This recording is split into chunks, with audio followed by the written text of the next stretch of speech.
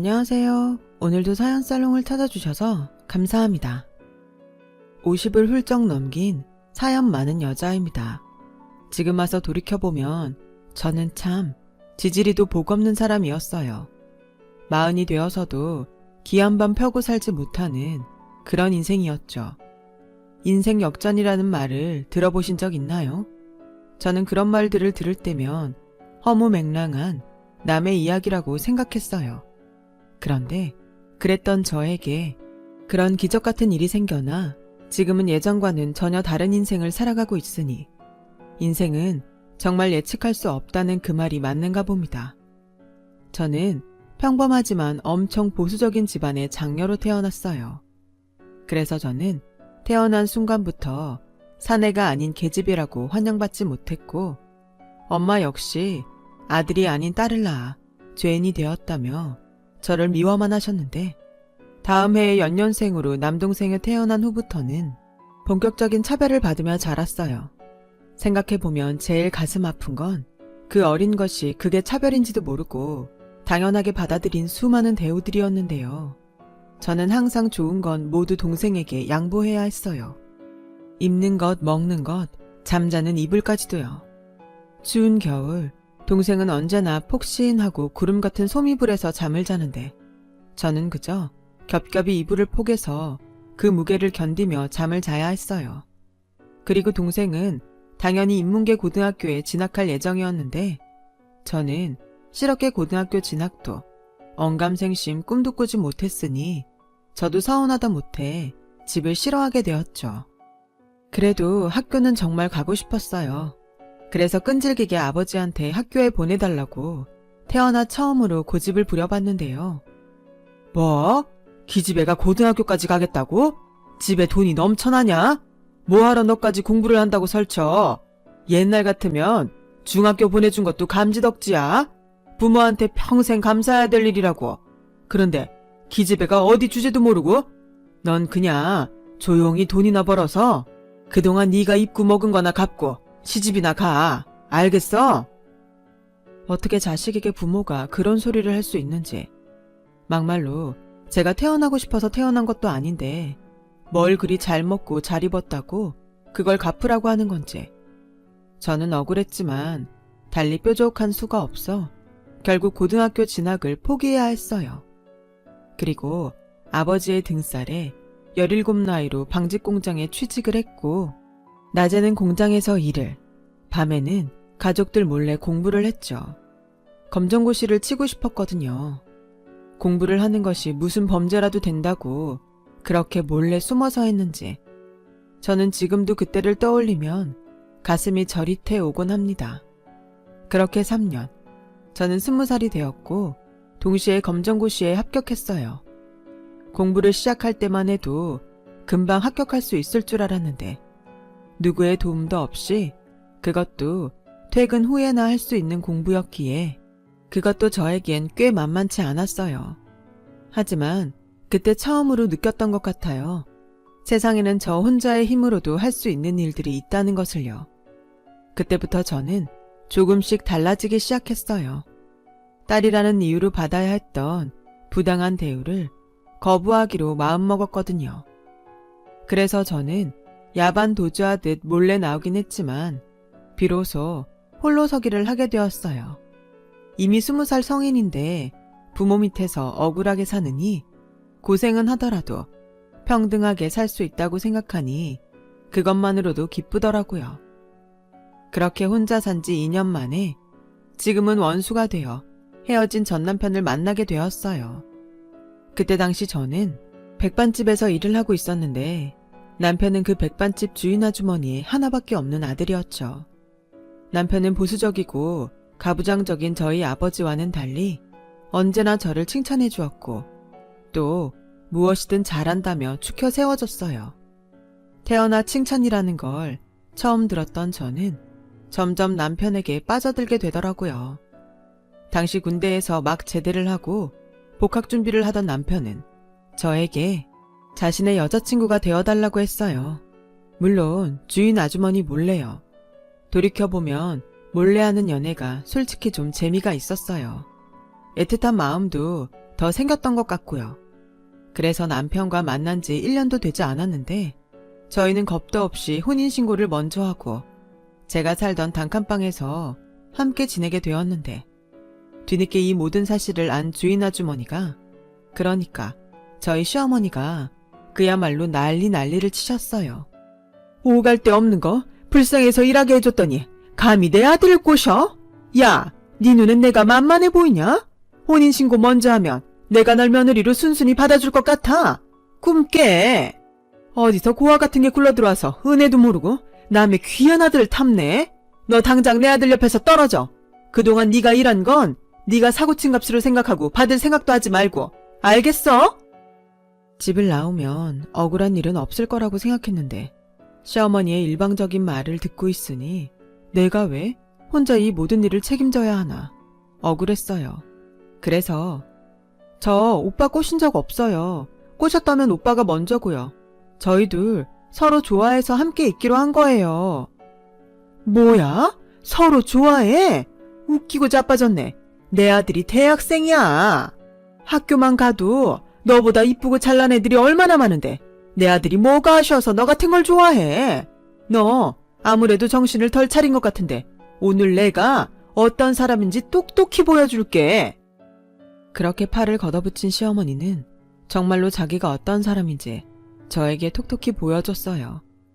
얼마 없는 살림살이였지만 그것들을 혼자, 그것도 맨손으로 몽땅 부셔버리는데 저런 사람이구나 확실히 알겠더라고요. 하지만 저는 물러날 수 없었어요. 남편을 사랑하는 이유도 있었지만 그보다 더 큰 이유가 제 뱃속에서 자라나고 있었거든요.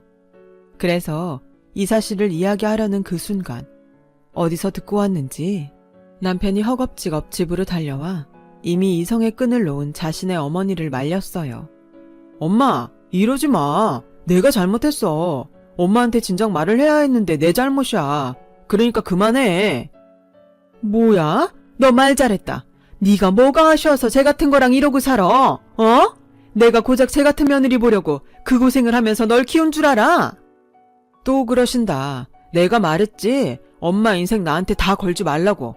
경선이 착하고 좋은 사람이야.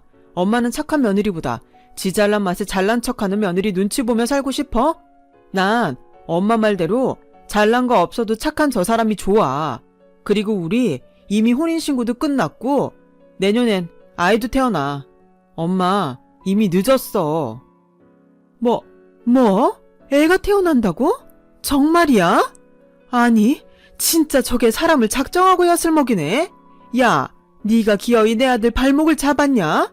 너 그게 정말로 우리 아들 씨 맞아? 네, 믿기 싫으시겠지만 맞아요. 아무리 저를 무시하고 함부로 하셔도 이 아이 아버지는 저 사람이 맞아요.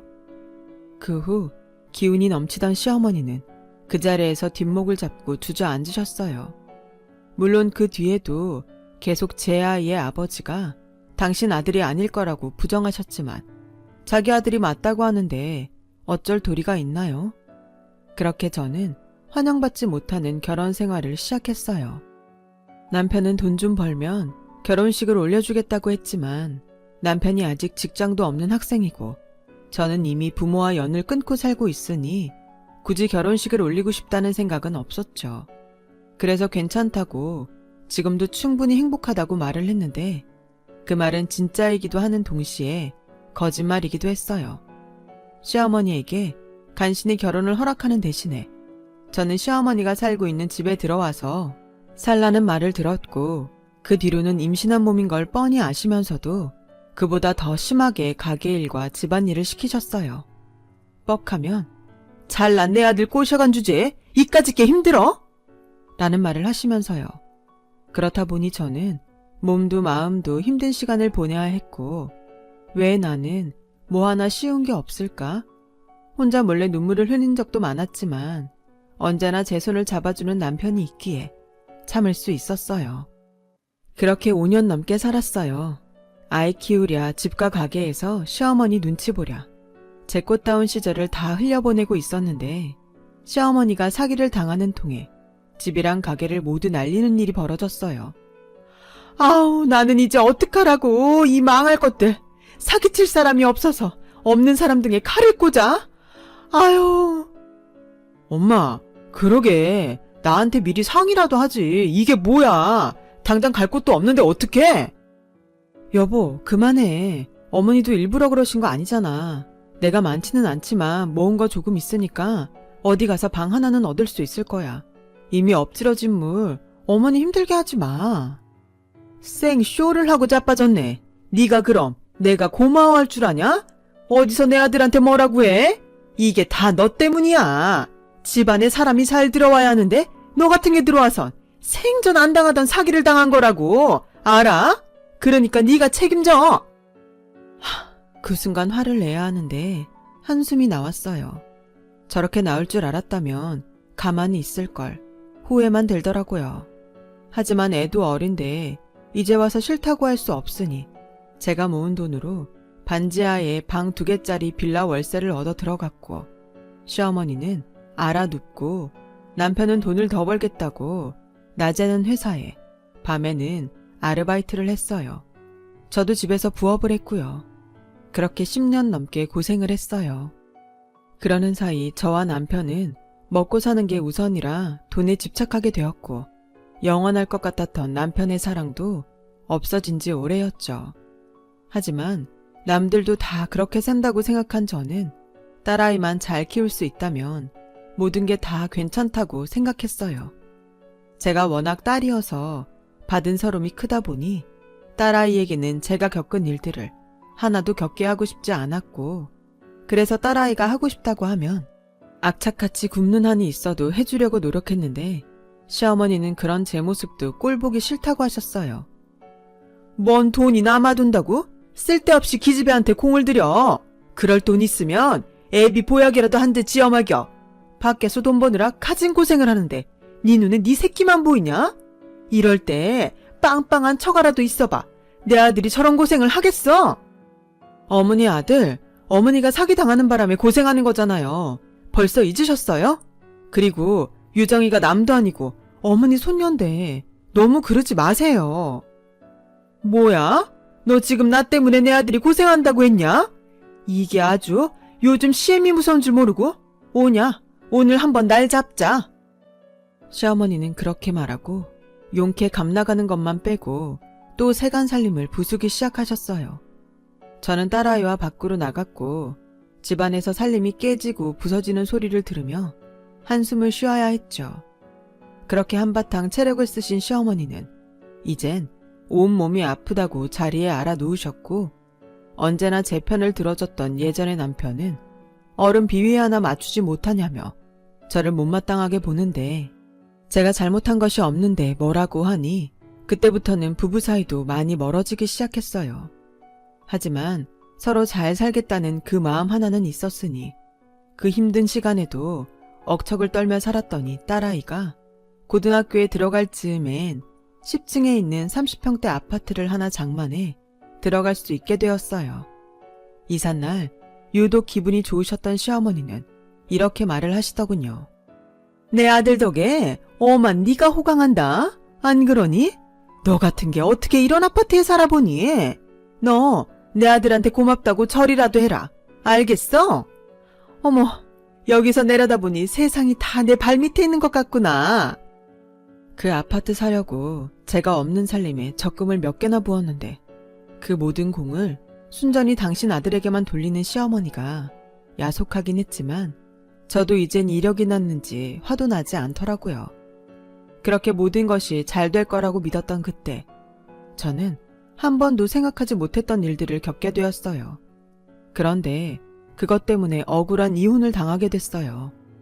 이젠 제법 먹고 사는 게 여유가 있다고 생각할 즈음 건설회사에서 영업일을 하던 남편은 자꾸만 접대를 핑계로 여자와 어울렸고 걸핏하면 외박을 하는데 아무리 일이라고 해도 이건 아닌 것 같아서 제가 뭐라고 따지면 이렇게 적반하장으로 화를 냈어요. 야, 내가 밖에서 노냐? 접대도 일이야? 아니, 접대하는데 여자 있는 데 가지 남자 있는 데 가냐? 이렇게 생각이 없어. 그리고 너 그 옷들 도대체 어디서 주워서 입냐? 거울 좀 봐. 지금 그 꼴을 하고 꼴의 와이프라고 잔소리를 하는 거야? 나도 남자거든? 내가 이러니 집구석에 들어오고 싶지 않지. 그 순간 자존심이 얼마나 상하던지요. 내 좋은 시절 이렇게 보내게 한 사람이 누군데. 그날 저녁 세수를 하는데 물인지 눈물인지 계속 닦아도 없어지지 않았어요. 자기가 남자면 나도 여잔데. 그러다 또 한 번은 술을 진탕 먹고 들어와서는 중요한 계약 서류를 놓고 갔다며 아침에 전화가 왔고 당장 10분 안에 계약서가 든 봉투를 가지고 회사로 오라고 소리를 치는데 어찌나 급하게 말하는지 겉옷도 챙겨 입지 못하고 겨우 지갑만 들고 서류를 챙겨 평소에 타지도 않는 택시를 잡아 탔어요. 그렇게 남편 회사에 도착해 헐레벌떡 남편에게 연락을 했는데 제 꼴이 창피했는지 인상을 잔뜩 구기고 다가오는 남편에게 누군가 아는 체를 했어요. 정 과장, 여기서 뭐해? 오늘 중요한 계약 있다고 하지 않았어? 이미 그쪽 사장님 도착하신 것 같던데? 계약서 들고 금방 갈 거야. 아, 집에다가 두고 왔구나. 이분은 사모님? 아니, 뭔 소리야. 우리 집에서 일하는 파출부셔. 서류 받았으니 가보세요. 저를 파출부라고 소개한 남편은 저한테 미안한 기색 하나 없이 자리를 떠났고 다리가 후들거려 그 자리에 멍하니 있던 제 귀에 남편의 목소리와 다른 사람들의 목소리가 날아와 꽂혔어요. 정 과장님, 사장님이 계속 찾으시는데 여기서 뭐 하세요? 그리고 저분은 누구? 정 과장네 부자야. 일하는 사람도 있어. 나 하마터면 사모님인 줄 알고 인사할 뻔했잖아. 부자긴 요즘 와이프가 바빠. 그리고 나도 눈이 있지. 어떻게 저런 여자랑 사냐? 진짜 옷 입는 꼴이며 머리꼴이며 와이프한테 당장 그만두게 하라고 대판했다니까. 아, 정 과장님 내 파출부구나. 하긴 정 과장님하고 안 어울리긴 하네요. 아, 시간 없어요. 빨리 가셔야 할 것 같은데. 오늘 정말 계약 따는 거죠? 나만 믿어. 내가 그동안 그쪽 구워 삼느라 얼마나 고생을 했는데 두고 봐. 이 계약 따고 나 부장으로 승진한다. 와, 정 과장 와이프는 좋겠네. 좋기는요. 이렇게 사람 비참하게 만들어 놓고 저는 그날 울면서 집으로 돌아왔어요.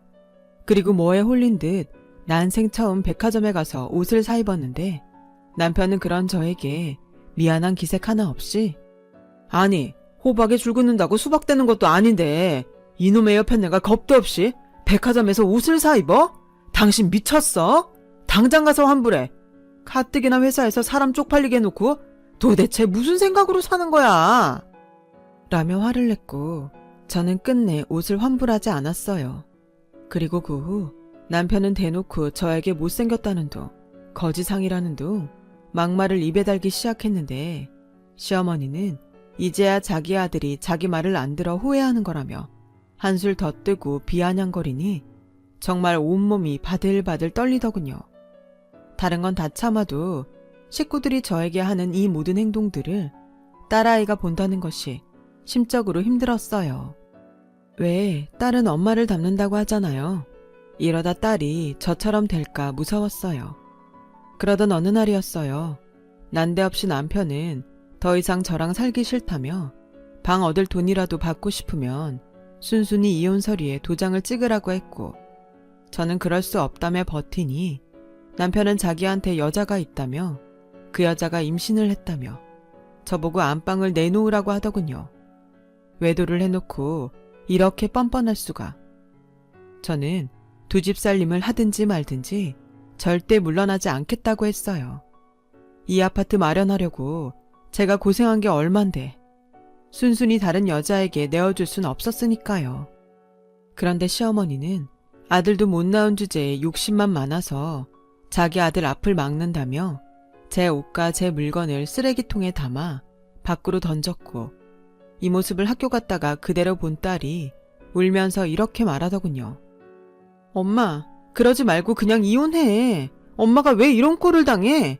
바람난 아빠나 몰상식한 할머니, 그냥 엄마가 버리면 되잖아. 참을 걸 참아야지. 난 정말 엄마가 이러는 거 싫어. 뭐? 몰상식한 할머니?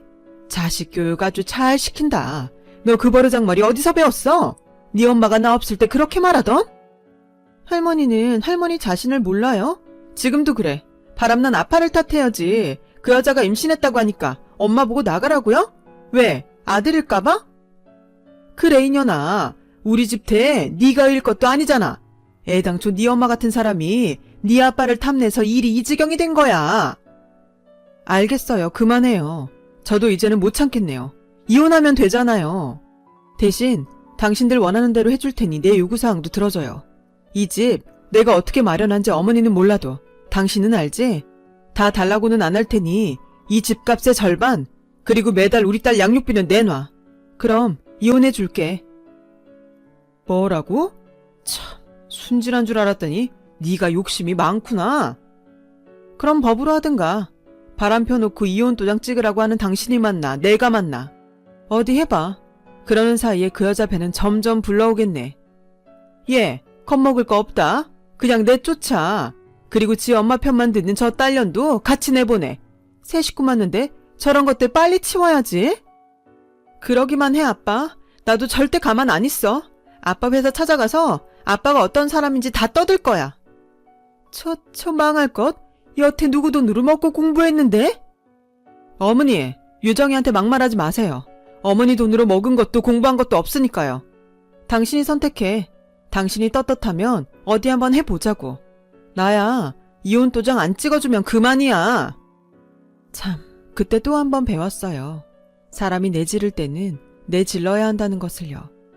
남편은 무슨 자신감인지 제가 순순히 도장을 찍어줄 거라고 생각했는지 적지 않게 당황한 눈치였어요. 물론 아닌 척 연기를 했지만 같이 산 세월이 얼만가요. 그 정도는 저도 알 수 있었죠.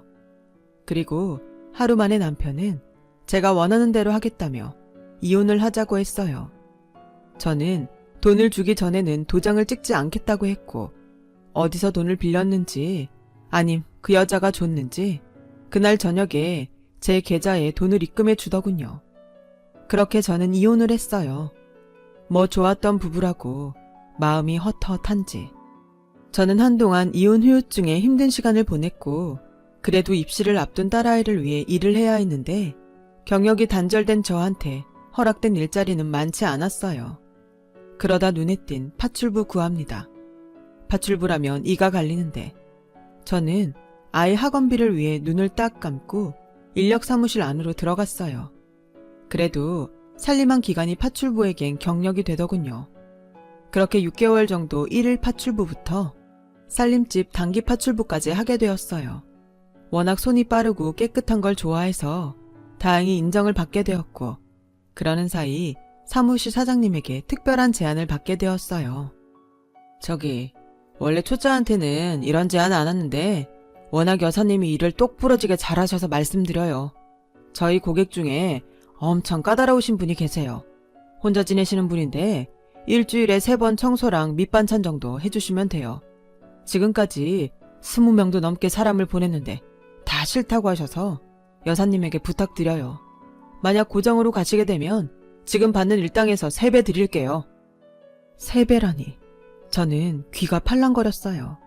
애들 아빠가 양육비를 보내고 있지만 솔직히 언제까지 받을 수 있는지 불안했고, 또 곧 있으면 딸아이가 수능을 보는데 대학 등록금도 마련해야 했거든요. 그래서 무조건 알겠다고 최선을 다하겠다고 했어요. 하지만 막상 그 집에 도착하니 차라리 치울 것이 많으면 걱정을 하지 않을 텐데 무슨 호텔처럼 이미 완벽한 그 집에 저더러 어쩌라는 건지 난감하고 슬슬 걱정이 되기 시작했어요. 일당이 3배나 되는데 할 일이 없다니. 저는 그때부터는 없는 일을 일부러 만들어가며 청소를 했어요. 커튼도 떼다 빨고 침대 시트도 빨고 냉장고 청소도 하고요.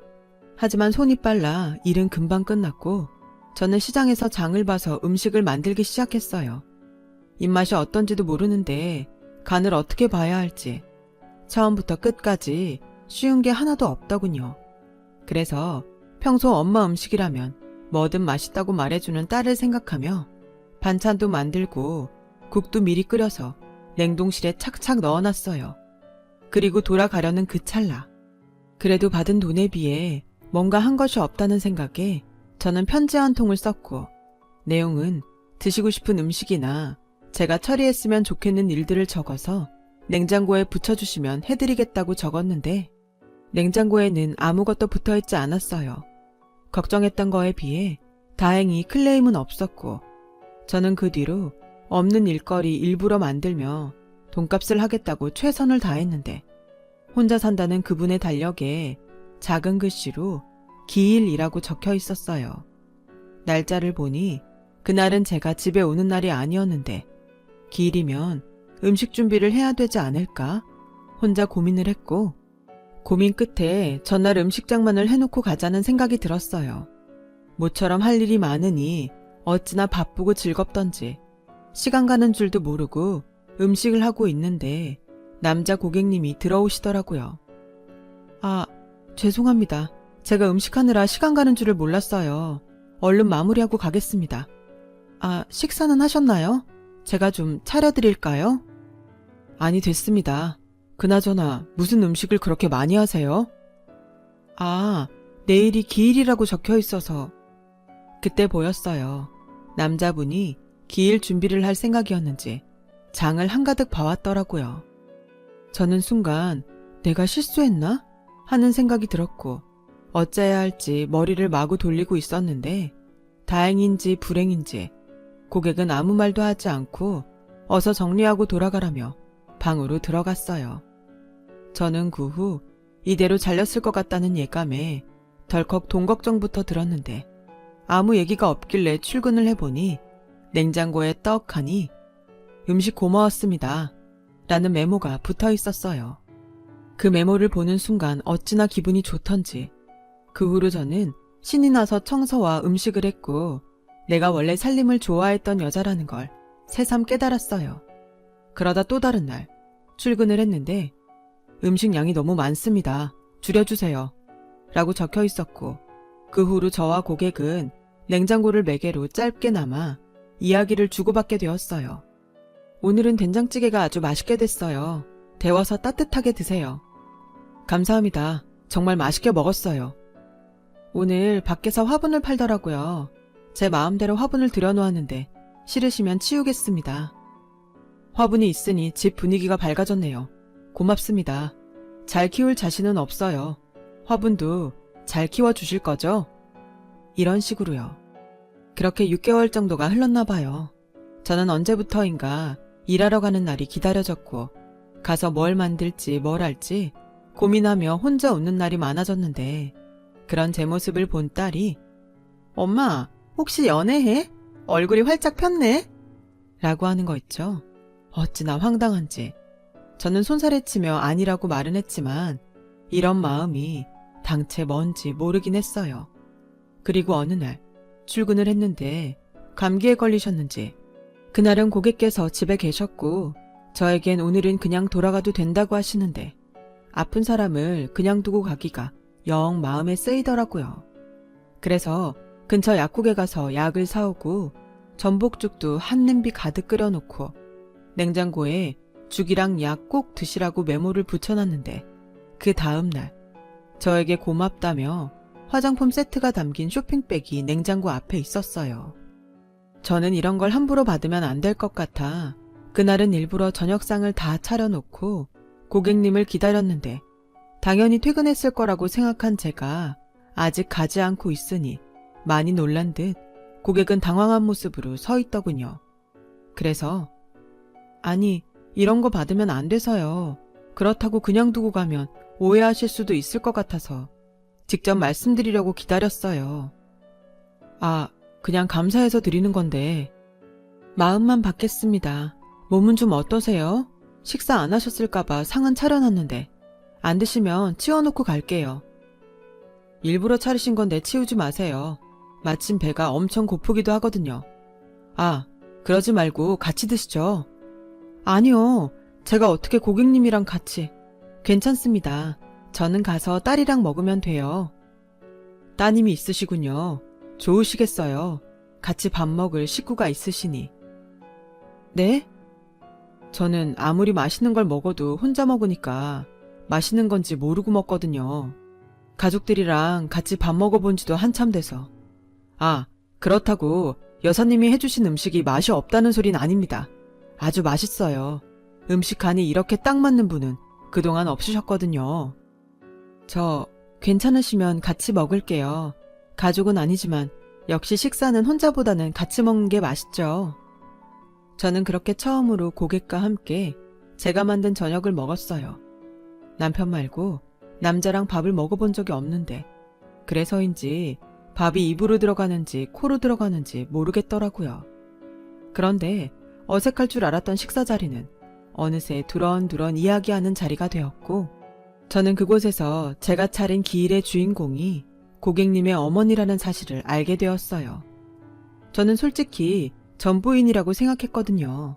그래서 손수 음식을 다 장만하려 장을 봤구나 하며 누구랑 정말 다른 사람이다 라고 생각했었는데 알고 보니 고객은 결혼한 적 없는 싱글이었어요.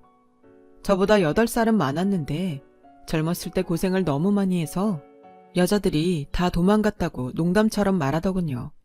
그 후로는 자기보다 자기 돈을 욕심내는 여자들만 꼬여서 일부러 결혼을 하지 않았대요.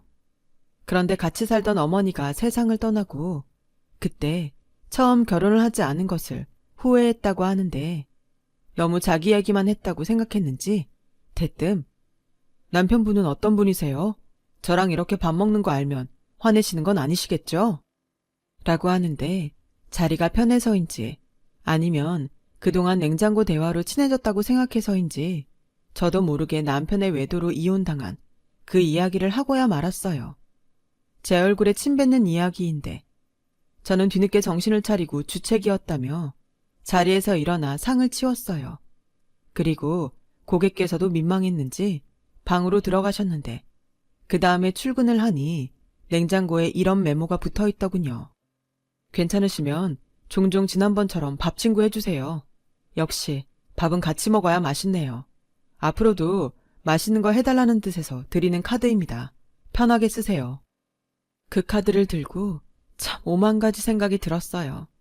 설레지 않았다면 거짓말이고 파출 부인 주제에 고객을 좋아하게 되었다면 그 역시 큰일이라 어떻게 해야 할지 고민이 되었죠. 그래서 밥 친구는 못 떼어드리겠다고 카드랑 함께 메모를 냉장고에 붙였어요. 전 나름대로 선을 지켜야겠다고 생각했거든요. 그랬더니 다음날 제 번호를 사무실에 물어 알게 되었다며 연락이 왔고 설마 이대로 잘리는 건가? 잔뜩 긴장을 하고 있는데 뜻밖의 저를 좋아하게 되었다는 고객님의 고백을 듣게 되었어요. 어떻게 생각할지 모르겠지만 제 마음이 그렇습니다. 그때 경선 씨 이야기 듣고 참 가슴이 아팠어요. 저라면 절대 그러지 않을 텐데. 고객님, 아니 사장님, 저는 결혼에 한 번 실패한 사람으로 절대라는 말은 믿지 않아요. 지금이야 서로 좋은 마음이 오고 가고 하는 거지만 사람 마음이 시간이 지나면 지금 같지 않더라고요. 분명 나중에 후회하실 거예요. 아니요. 제가 뭐 어린 남자도 아니고 후회 안 합니다. 경선 씨를 좋아하는 마음에서 시작된 건 맞지만 저는 경선 씨랑 가족이 되고 싶어요. 아니, 가족이 되어달라고 부탁드리는 겁니다.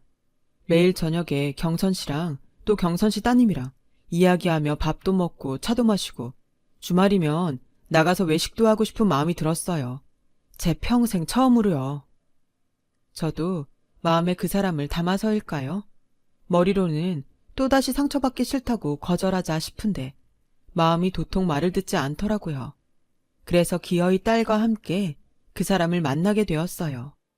그런데 딸은 뭐가 그렇게 마음에 들었는지 한번 사는 인생 자기 아빠 같은 사람 말고 저 좋다는 사람 만나서 사랑받고 살라고 하는데 눈물이 나더라고요.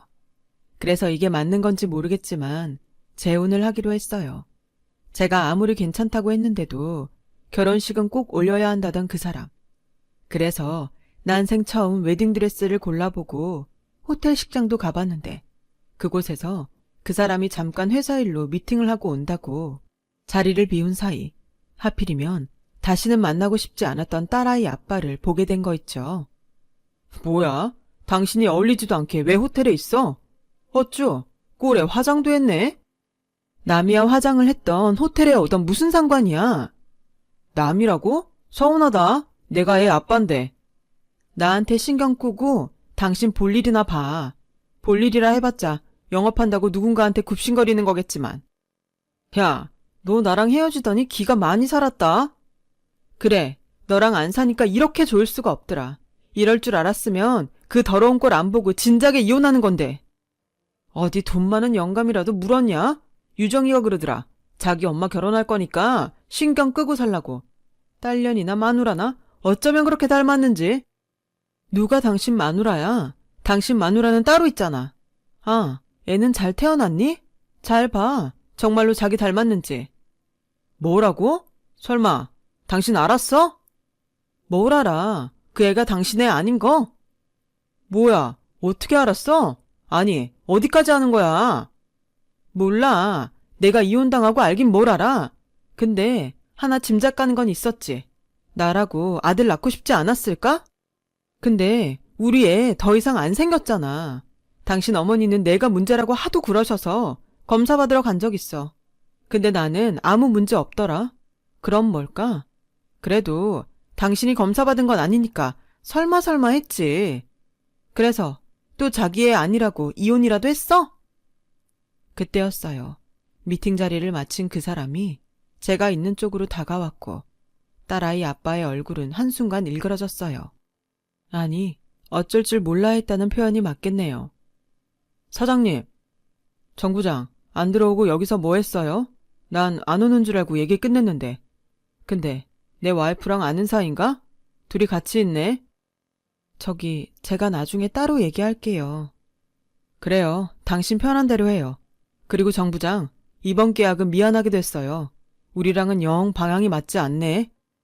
아니, 그러지 마시고 사장님, 저희가 다 맞추겠습니다. 단가든 뭐든 다 맞출 테니 제발 계약만 해주십시오. 네? 부탁드립니다. 저 이 계약 못 따면 입장이 아주 곤란합니다. 단가를 맞추면 다른 곳 계산이 이상해질 텐데. 정 부장 입장 곤란한 건 나랑 상관없는 얘기고 난 깨끗한 사람이 좋아요. 내 스타일 알면서 그래요. 그리고 하나 더 알려주자면 난 내 식구 건드리면 그땐 더 가만 안 있어요. 그러니까 말귀 잘 알아듣고 다신 이 사람 앞에 얼쩡거리지 말았으면 좋겠네요. 이건 경고입니다. 그 사람은 그렇게 경고하듯 말하고 제 손을 잡고 호텔을 나갔어요. 나중에 어떻게 알았냐고 물으니 유정이한테 딱 한 번 애 아빠 사진을 본 적이 있다고 하더군요. 이놈의 기집애 언제 그런 사진을 보여줬는지. 아무튼 그날 이후로 저는 지금의 남편과 결혼식을 올렸어요. 그리고 딸아이와 함께 남편의 집으로 들어와 살게 되었고 전 남편은 남의 손에 딸을 맡길 수 없다며 딸아이를 자기한테 보내라고 했지만 이제 막 성인이 된 딸이기에 딸 스스로 자기한테 아빠는 지금의 아빠뿐이라며 선을 그었다고 하더군요. 졸지의 홀어머니를 혼자 모시게 된 전 남편을 생각하면 지금도 얼마나 고소한지 몰라요. 그러게 있을 때 잘하지. 이제 와서 후회한들 무슨 소용이 있겠어요. 그러거나 말거나 저는 현재의 남편의 사랑을 듬뿍 받으며 아주 행복하게 살고 있답니다. 딸아이도 하고 싶은 공부 계속하고 싶다고 유학을 갔는데 남편이 딸에게 하고 싶은 거 아빠 믿고 다 하라며 등을 밀어줬어요. 어찌나 고맙고 미안한지 그런 마음에 매일매일 남편에게 정성을 다하고 있습니다. 제가 남편에게 잘하니 남편도 저한테 언제나 잘해줘요. 여태 스스로 박복하다고 생각하며 살았는데 뒤늦게 복이 터지려고 그동안 그랬나 싶을 정도로 지금은 너무나도 행복합니다. 그래서 지금 감히 말할 수 있어요. 저는 뒤늦게 복이 터지려고 그동안 그랬나 싶을 정도로 지금은 너무나도 행복합니다. 그래서 지금은 감히 말할 수 있어요. 저는 복이 아주 많은 사람이라고요. 그리고 제 마지막 바람이 있다면 뒤늦게 만난 이 사람과 변하지 않고 지금처럼 건강하게 할머니, 할아버지가 되는 것입니다. 부디 저희 이 바람이 이루어지길 간절히 소망하며 기구했지만 지금은 너무 행복한 제 이야기를 마칠게요. 지금까지 제 사연을 읽어주시고 들어주셔서 감사합니다. 항상 건강하시고 바라는 일 모두 이루시길 진심으로 바라겠습니다. 여러분, 사연 댓글에 응원과 현명한 조언 부탁드려요. 좋아요와 구독은 저에게 큰 힘이 됩니다. 오늘도 좋은 일 가득하세요.